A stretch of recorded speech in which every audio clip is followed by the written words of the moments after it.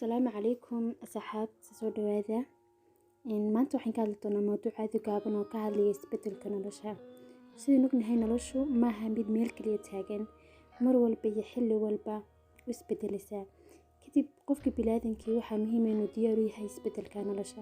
Waxaan ka hadli doonaa dhowr qodob oo kaa caawinaya isbeddelka noloshaada inuu wanaagsanaado. Ka koobaad, akhriska badi. La dadaal inaad wax akhridid.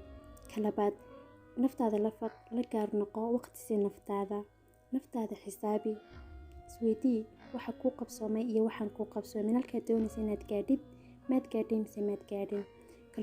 Kalsoonida naftaada xooji. Mar walba kalsoonidaada naftaada xooggan tahay waxaa hubaal inay noloshaadu dhinaca fiican isku beddelayso. Beddel hab nololeedkaaga, sida goortaad kacayso, cidaad la kulmayso, cidaad la dhaqmayso iyo hab dhaqankaagaba.